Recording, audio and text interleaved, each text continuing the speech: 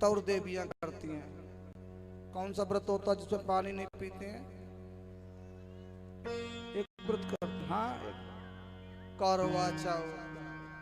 हाँ, बेचारी सारा दिन पानी नहीं पीती हैं, सुबह से शाम हो जाती है और फूल श्रृंगार, पानी बिल्कुल नहीं पीती और 15 दिन पहले से सिर खाना चालू कर देती है।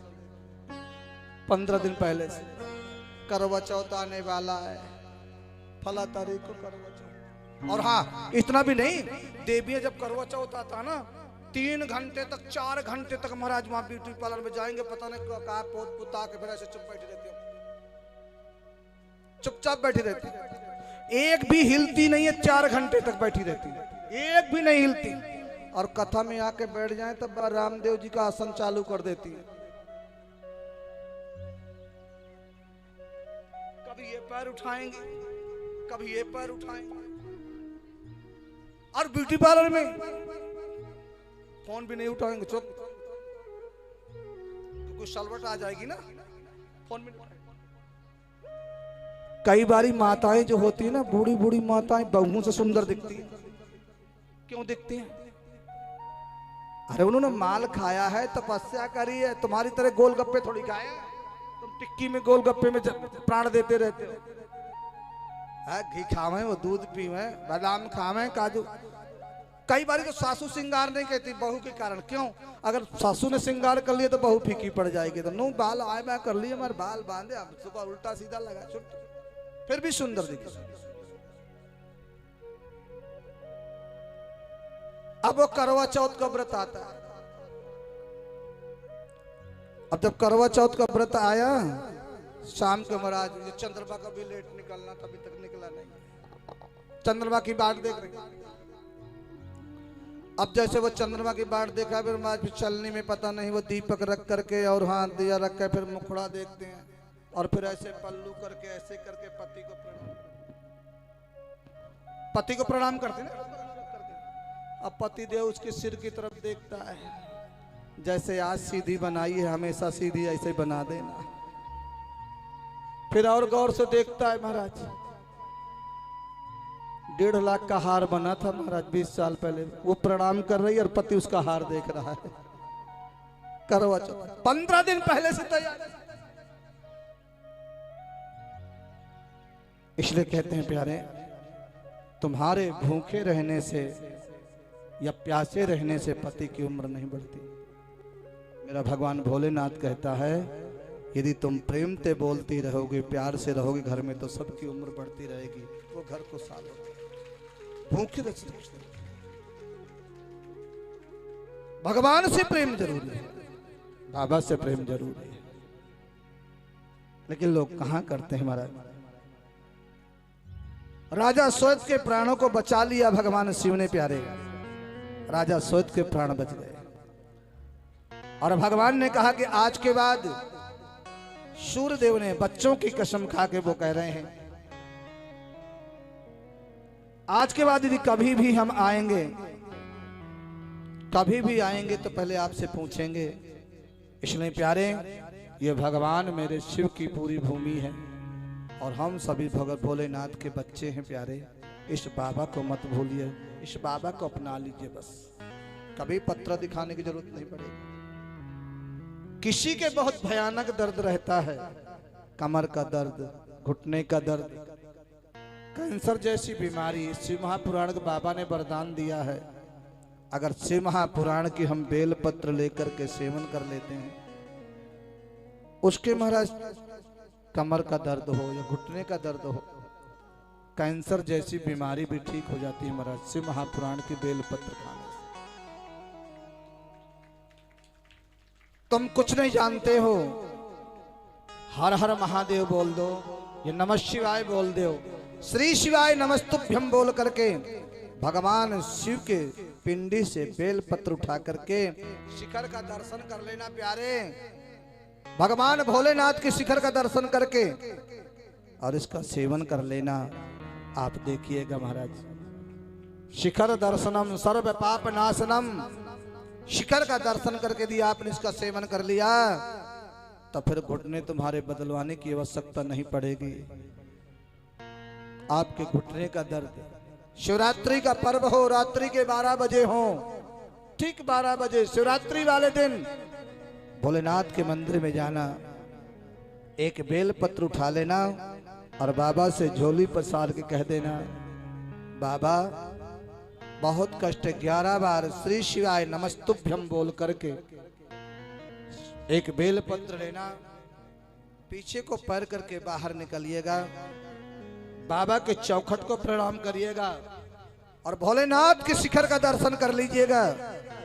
देखिएगा प्यारे, घुटने बदलवाने की आवश्यकता नहीं पड़ेगी, घुटने का दर्द ठीक हो जाएगा अगर भावना से आपने स्वीकार किया। भगवान विष्णु को भी अपना धाम दिया, शंकर को भी सब कुछ दिया, रावण को सब कुछ दिया, भस्मासुर आया उसको भी दिया। आपने देखा होगा महाराज बद्रीनाथ धाम जो है शंकर ने इनको दिया, विष्णु भगवान को। बद्रीनाथ धाम जो जहां पर नर नारायण विराजमान है, भगवान भोलेनाथ का है वो बद्रीनाथ धाम, और किसी का नहीं। जब ये सबको देवताओं को दे सकते हैं, और तुमने यदि 7 दिन तक कथा श्रवण कर ली महाराज, 7 दिन बेटा के लिए, बेटी के लिए, पति के लिए, घर के लिए, ऐसे ऐसे महाराज इसमें शिव महापुराण में उपाय हैं, ऐसी ऐसी कथा है जिसको सुनकर के तुम्हारी दरिद्रता दूर हो सकती है, जिसको सुनकर।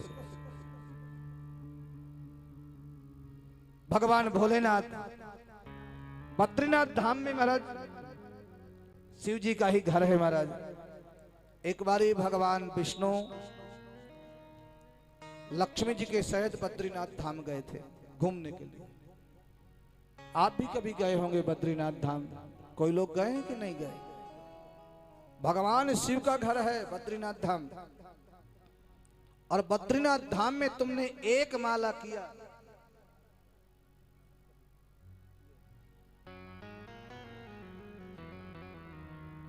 बद्रीनाथ धाम में जो है, आप भी गए होंगे, ये कभी जाके देखना। बद्रीनाथ धाम का एक मंत्र, एक माला यदि आपने कर लिया तो मानो प्यारे तुमने 1.25 करोड़ मंत्रों का जाप कर लिया। 108 मंत्र का 1.25 करोड़, इतना बड़ा फल है महाराज बद्रीनाथ धाम में।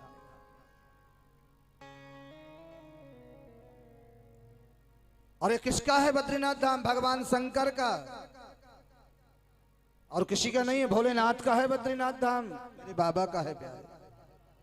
लक्ष्मी के सहित भगवान विष्णु पहुंचे हैं, और वहां पे भगवान विष्णु जब पहुंचे प्यारे, लक्ष्मी जी को धाम बहुत अच्छा लगा, और लक्ष्मी जी ने कहा भोलेनाथ से, भगवान विष्णु से, ये मुझे बद्रीनाथ धाम बहुत अच्छा लग रहा है, यदि आपकी कृपा हो जाए और ये बद्रीनाथ धाम हमें मिल जाए तो मैं यहां रहना चाहती हूं।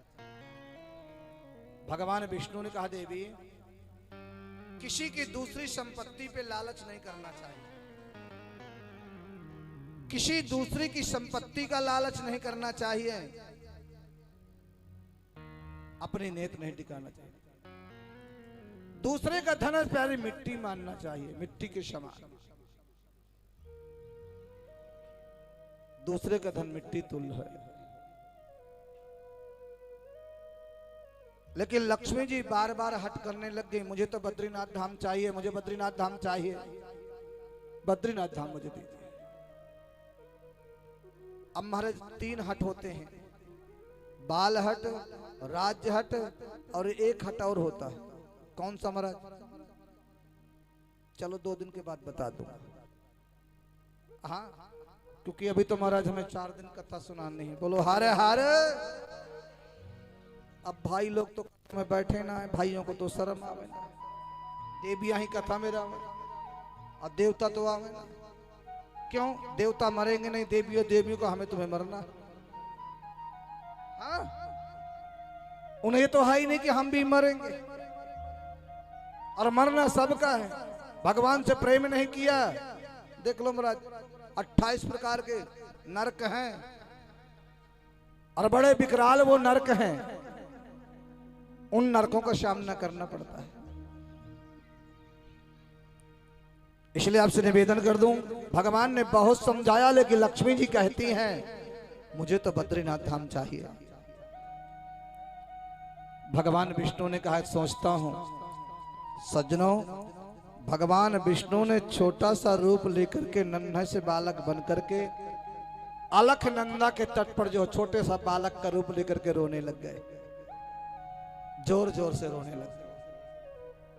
और जब रो रहे थे तो जगदम्बा पार्वती ने सुना, घूमने के लिए जा रही थी पार्वती शाम का समय, और माता पार्वती सुना, भोलेनाथ से कहती है, माता पार्वती, भोलेनाथ ये कोई बालक रो रहा है, आप सुन रहे हो?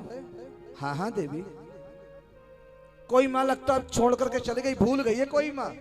भगवान शिव ने कहा, देवी ये चक्कर मत पर तू चल, ये चक्कर, अरे बेचारा रो रहा है, इतनी ठंड है, मर जाएगा। देवी मैं कह रहा हूं तू तो मेरे साथ चल। बोले नहीं, मैं लेके आऊंगा। और देवी पार्वती गई हैं, उस बालक को उठा के लेके आए, बड़ा सुंदर बालक। जगदम्बा पार्वती कह रही है बहुत सुंदर बालक है, बहुत सुशील। भगवान ने कहा, देवी इसको छोड़ दे, दूसरे को बालक को गोदी नहीं लेना चाहिए, अगर गोदी लोगी तो देख लो, छोड़ दो इसको। अरे इतनी ठंड पड़ती है, बर्फ पड़ती है, कैसे छोड़ दें? अरे चलो कोई बात नहीं, इसको यहाँ छोड़ दो, चलो हम घूमने चलते हैं। संसार में पृथ्वी पर सबसे बड़ा कोई देव है प्यारे, भगवान शिव और जगदम्बा पार्वती शाम के डेली घूमने के लिए निकलते हैं पूरी दुनिया में। शाम के समय घूमते हैं दोनों। और एक दिन घूमने जा रहे थे तो लक्ष्मी ने देखा, तो विष्णु भगवान से बोले, देखो भगवान शंकर पार्वती के साथ डेली घूमने जाते हैं, तुम्हें तो कमाने से फुर्सत नहीं है, दुकान से फुर्सत नहीं है, सर्विस ऑफिस से फुर्सत नहीं है, सब कोई अपनी पत्नी के साथ घूमने जाता है, तुम हमें कभी घुमाने लेके जाते नहीं हो। भगवान विष्णु ने कहा, चलो देवी तुमको घुमा के लाते हैं। सो गई महाराज तो 24 खिड़की बंद किए, 8 दरवाजे बंद किए, सब जगह के लोक लगाए, गेट वोट बंद करके सुंदर श्रृंगार किया। कहीं जाना हो तो फिर देखो महाराज श्रृंगार कैसे करते हैं, चाहे बधाई में सुंदर श्रृंगार। और श्रृंगार करते करते जैसे लक्ष्मी जी आई तो रात के बज गए थे 8। कितने बज गए? बोले देवी 8 बज गए, बताओ रात में कहाँ जाएंगे, रात में तो राक्षस जाते हैं, फिर कभी चलेंगे। बोले ठीक है फिर चलेंगे। बोले पार्वती जी गई? बोले हाँ वो तो गई। तो ये इतनी जल्दी कैसे चली जाती है? भगवान शंकर ने आवाज लगाया, देवी घूमने चलना है जी, चलो। उसी वक्त तैयार, और महाराज नंदी पे बैठे चल दी। लक्ष्मी जी ने कहा, तो कोई ताला वाला नहीं लगाती है? भगवान विष्णु ने कहा, उनके पास कुछ है ही नहीं तो ताला कहां लगाएंगे? भोलेनाथ के पास कुछ है ही नहीं तो ताला कहां से लगाएंगे? अरे बोले कुछ तो होगा। कुछ भी नहीं है। अरे बोले कुछ भी नहीं है, और है भी। तो जब जाने लगते हैं तो भगवान शंकर एक झोला में से निकाल के बब्बा का छोड़ जाते हैं, और किसी के बाप में दम हो तो घुस के दिखा दो। एक बब्बा का छोड़ देंगे, किसी के बाप में ताकत नहीं जो अंदर बढ़ जाए, और चल देते हैं, नुको छोड़ दो। उसी भाव में निकल पड़ते हैं। ऐसे महाराज बोले, तो बोले इस बालक को यहीं छोड़ दो। और पार्वती ने उस बालक को छोड़ करके, जो बालक थे, जो दोनों घूमने के लिए चले गए। और जैसे घूम के रात में आए तो अंदर से दरवाजा बंद थे महाराज बद्रीनाथ धाम के, अंदर से दरवाजा बंद। आवाज लगाया, दरवाजा खोलो, नहीं खुला। पार्वती ने खूब आवाज लगाई, लेकिन दरवाजा नहीं खुला। जगदम्बा पार्वती ने कहा, घर के अंदर कौन है? बाहर निकलो नहीं मैं श्राप देती हूं। भोलेनाथ, क्या हुआ देवी? पार्वती कहती, मुझे ऐसा लगता है बाबा कि हमारे घर में कोई कब्जा कर लिया। जगदम्बा पार्वती भोलेनाथ से कहती हैं, भोलेनाथ मुझे ऐसा लगता है कि हमारे घर में किसी ने कब्जा कर लिया। कोई बात नहीं देवी, चलो आगे चलते हैं, हम कहीं और बना लेंगे। देवी पार्वती कहती है, बड़े मुश्किल से तो बद्रीनाथ धाम पसंद आया था, अब आज वो भी किसी ने कब्जा कर लिया। पार्वती के नेत्रों से अश्रु बहने लग गए, अश्रु बहने लग गए। और क्रोध में आकर के जगदम्बा पार्वती ने जो हाथ में जल लिया और बोले, दरवाजा खोलिए नहीं मैं श्राप देती हूं। अंदर कौन है, दरवाजा खोलो। नहीं मैं श्राप देती हूं। और जैसे श्राप देना चाहा, भगवान विष्णु और लक्ष्मी प्रकट होकर के बाहर आ गए।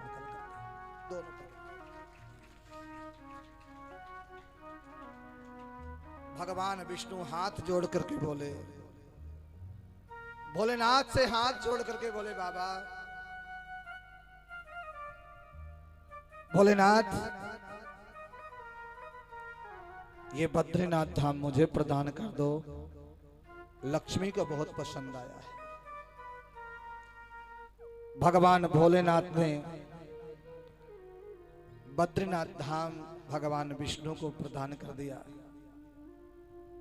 आज लेकिन पार्वती को क्रोध आया और पार्वती ने कहा विष्णु भगवान से, भगवान आपने मेरे से छल करके मेरी संपत्ति को आपने हरण किया है, प्राप्त किया है।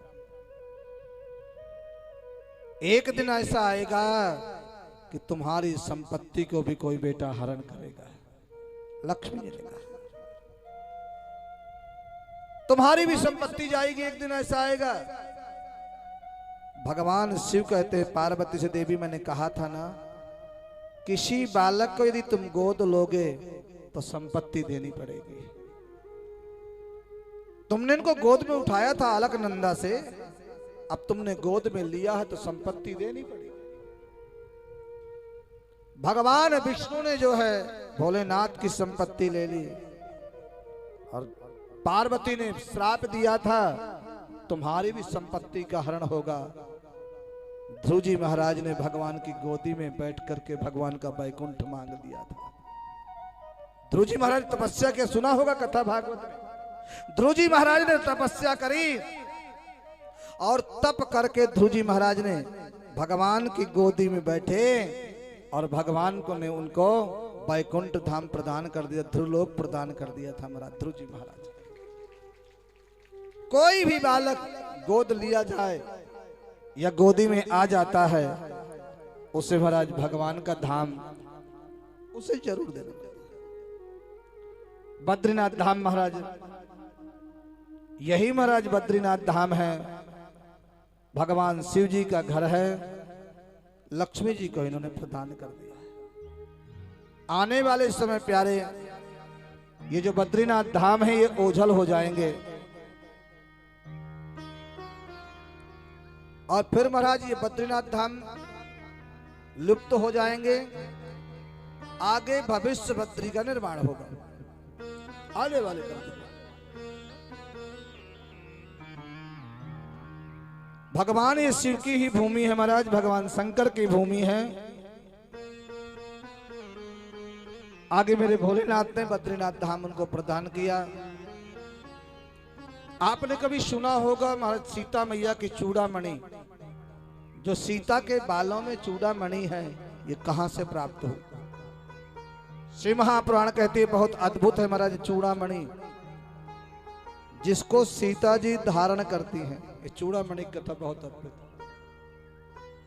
ये चूड़ामणि को धारण करने वाले जो देवी धारण करेगी, उस देश का राजा, वहां का राजा कभी परास्त नहीं होगा। ऐसी चूड़ामणि। समुद्र का मंथन हुआ, शिव महाराज शिव पुराण की कथा कहती है, जैसे महाराज समुद्र का मंथन हुआ, उसमें से एक रत्नाकर देवी निकली और दूसरी जो है लक्ष्मी जी प्रकट हुई समुद्र में। रत्नाकर है, लक्ष्मी जी है, दोनों देवी समुद्र में से प्रकट हुई है और दोनों बहुत प्रेम करते हैं महाराज, बहुत प्रेम करते हैं भगवान विष्णु से। रत्नाकर भी प्रेम करती है और लक्ष्मी जी भी। रत्नाकर भगवान के पास आई और हाथ जोड़ के शिव जी से स्मरण किया, हे भोलेनाथ, आप कृपा करके हमारे मेरा विवाह विष्णु भगवान के साथ करा दीजिए। इतनी देर में यह रत्नाकर देर हो गई और वहां समुद्र में से लक्ष्मी जी प्रकट हुई। इनको देर हो गई और लक्ष्मी जी ने भगवान विष्णु को माला पहना दी। रत्नाकर के मन में बहुत भाव आया कि मैंने इतनी तपस्या किया लेकिन भगवान विष्णु मुझे पति के रूप में नहीं मिले। सज्जनों, थोड़ी देर में विश्वकर्मा दौड़ते तो विश्वकर्मा भगवान दौड़ते हुए आ रहे हैं। भगवान भोलेनाथ को प्रणाम किया, बाबा से प्रणाम किया भोलेनाथ से। महाराज, अभी समुद्र में से सुंदर, बहुत सुंदर बहुमूल्य रत्न निकले हैं और उन रत्नों की एक उन्होंने विश्वकर्मा भगवान ने चूड़ामणि बनाई है। देखिए चूड़ामणि कहां से आई है? समुद्र में से, जो सीता जी लगाती थे प्रभा। चूड़ामणि बनाई है और चूड़ामणि भगवान शंकर ने कहा, ये चूड़ामणि मुझे प्रदान कर दीजिए, ये चूड़ामणि मुझे प्रदान कर दीजिए। भगवान शंकर ने वो चूड़ामणि ले ली और वही चूड़ामणि महाराज धीरे धीरे इंद्र के पास पहुंच गई। देवराज इंद्र के यहाँ वो चूड़ामणि पहुंची। देवराज इंद्र ने वो चूड़ामणि इंद्राणी को दे दी भगवान शंकर से लेकर के। इंद्राणी ने अपने केशों पे जो धारण कर लिया। देवराज इंद्र को एक राक्षस परेशान कर रहा था, शमरासुर नाम का राक्षस था, जो देवराज सभी देवताओं को परास्त कर दिया था। उसने ब्रह्मा का वरदान मांगा था कि मुझे कोई मारने वाला नहीं होगा, मुझे वही मार सकता था उसको जिसके यहाँ कोई संतान नहीं हो। और उस समय सभी के संतान थे, लेकिन राजा दशरथ के कोई संतान नहीं थी प्यारे, कोई संतान नहीं था। देवराज इंद्र ने राजा दशरथ को बुलाया और राजा दशरथ ने जो है सूर्यवंश के घर में राजा दशरथ ने 13 अक्षौणी सैनिक तैयार किए, शंबरासुर की घेराबंदी किया और राजा दशरथ ने शंबरासुर का वध किया। इंद्र बहुत प्रसन्न हो गए। देवराज इंद्र जो है प्रसन्न होकर के एक दिन कैकेयी को दशरथ को भोजन में बुलाया, भोजन कराया और भोजन करा करके दशरथ जी को इंद्र ने बहुत कुछ स्नेह दिया। लेकिन इंद्राणी ने आज कहती है कैकेयी से, आपके पति के द्वारा, आपके द्वारा मैंने सब कुछ प्राप्त किया है, तुम्हारे पति के द्वारा मेरा ये राज्य मिला है, वैभव मिला है। वो चूड़ामणि उतार करके कैकेयी को दे दिया। और जब विवाह हुआ राम जी का, राजा दशरथ ने दिया, कैकेयी ने शीश महल दिया, कौशल्या ने सीता का हाथ राम जी के हाथ में दिया। और जब सुमित्रा की बारी आई तो सुमित्रा जी ने वही जो है चूड़ामणि माता जानकी को, सीता जी को प्रदान कर दिया। समुद्र से निकली थी ये चूड़ामणि। और जब हनुमान जी महाराज लंका में गए थे, लंका में जब हनुमान जी गए, मेरे हनुमान जी महाराज जब लंका में गए, सब जगह मिल के आए और बाद में सीता जी से कहा, माता जी कुछ मुझे दीजिए, पहचान दीजिए, चिन्हारी दीजिए। सीता जी ने सबसे पहले उसी चूड़ामणि को उतार करके हनुमान जी को दे दिया। इस चूड़ामणि को ले जा, क्योंकि रावण को हराना है और जब तक चूड़ामणि लंका में रहेगी तब तक रावण परास्त नहीं होगा। इसलिए सीता जी ने चूड़ामणि प्रदान कर दिया। भगवान भोलेनाथ ने प्यारे सबको जो है सब कुछ देते हैं मेरे भगवान शिव। जो भी कुछ मांगता है महाराज,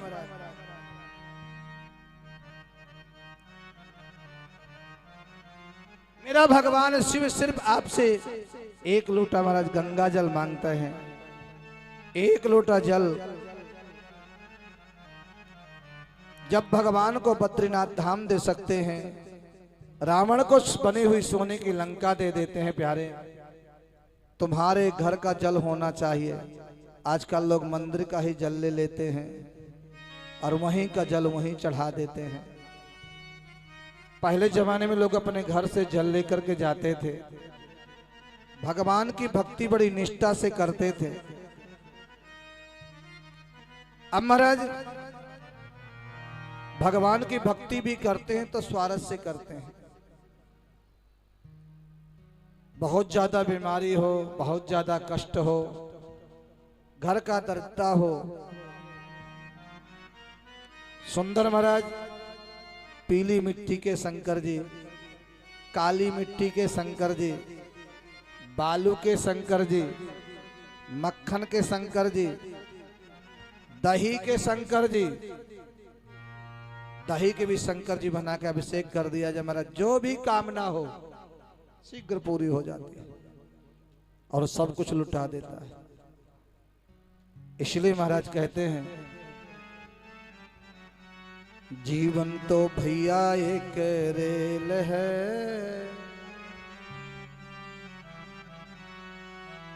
इसलिए तो बाबा कहते हैं कि जिंदगी में ये जिंदगी जो है महाराज एक रेल की तरह है, याद रखना जरा। जीवन तो भैया एक रेल है, कभी पैसेंजर कभी मेल है। जीवन तो भैया एक रेल है, कभी पैसेंजर कभी मेल है। जीवन तो भैया एक रेल है,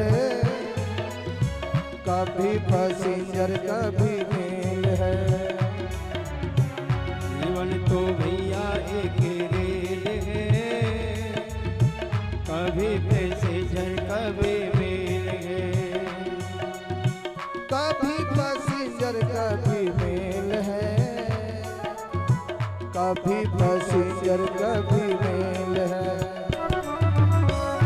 जीवन तो भैया एक रेल है, कभी पैसेंजर कभी मेल है। ताली से बजाए हो।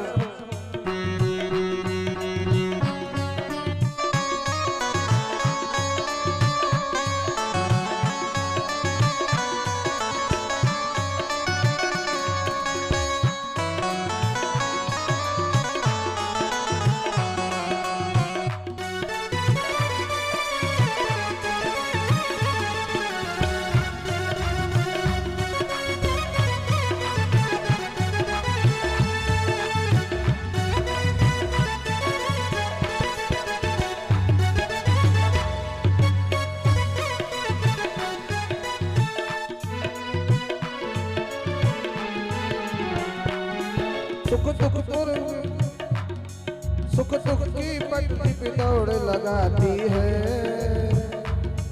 मंजिल तक हमको ये पहुंचाती है। सुख दुख की पटरी पे दौड़ लगाती है, मंजिल तक ये हमको पहुंचाती है। सुख दुख की पटरी पे दौड़ लगाती है, मंजिल तक हमको ये पहुंचाती है। पटरी पे दौड़ लगाती है, मंजिल तक हमको ये पहुंचाती है।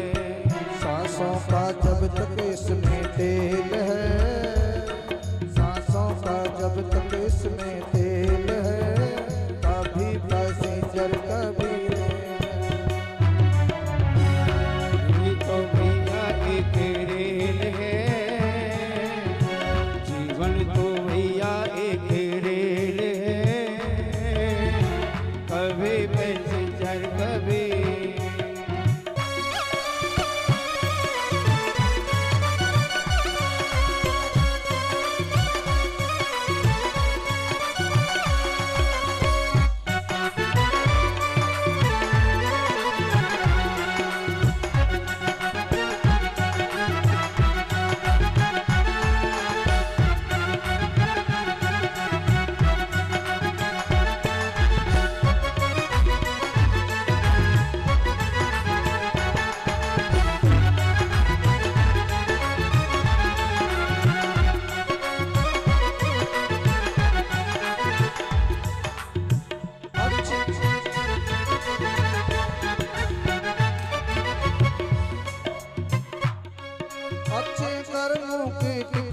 कटा लेना, पूछे जो टीटी तो दिखला देना।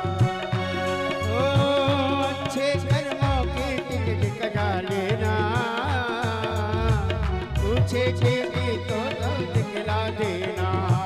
अच्छे कर्मों की टिकट कटा लेना, पूछे जो टीटी तो दिखला देना। अच्छे कर्मों के टिकट कटा लेना, पूछे टीटी तो दिखला देना। कर्म अच्छे करना प्यारे।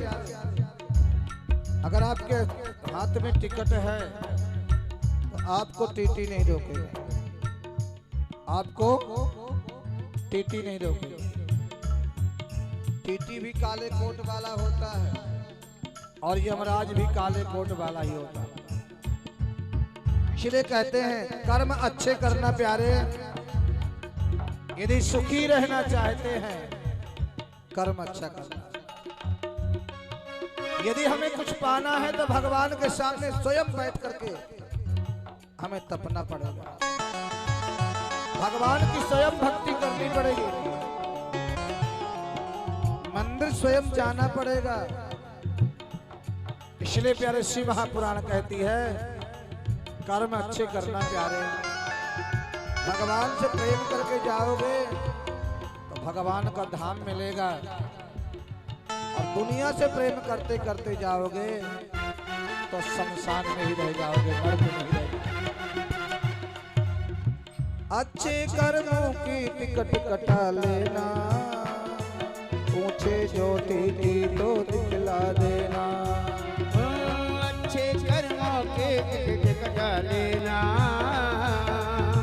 पूछे टीटी तो तब दिखला देना।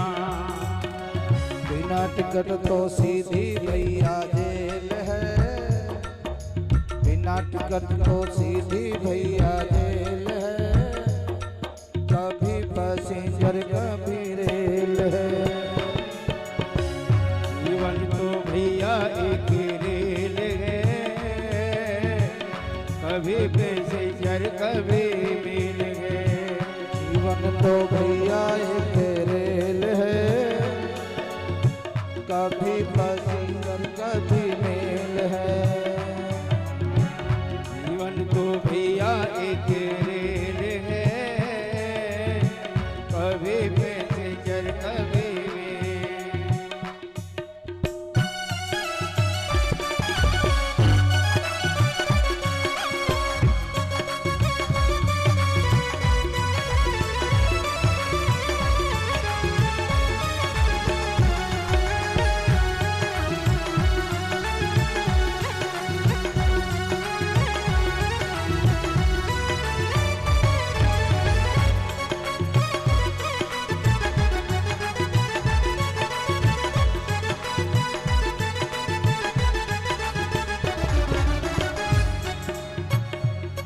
रिश्ते भी बनते और बिगड़ते हैं, यात्री जो चढ़ते और उतरते हैं। रिश्ते भी बनते और बिगड़ते हैं, यात्री चढ़ते हैं और उतरते हैं। माया के सिंगलर का ये खेल है, माया के सिंगलर का ये खेल है। कभी पैसेंजर कभी मेल है, ओ भैया एक रेल है, पैसेंजर कभी मेल है। जीवन तो भैया एक रेल है, पैसेंजर कभी मेल है। जीवन तो भैया एक रेल है, कभी पैसेंजर कभी मेल है। पैसेंजर कभी कभी पैसेंजर कभी मेल है।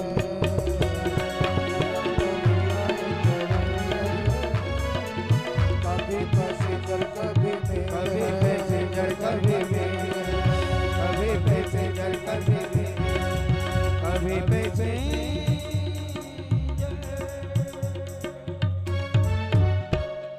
बार प्रेम से बोलिए हार हार महा जिंदगी में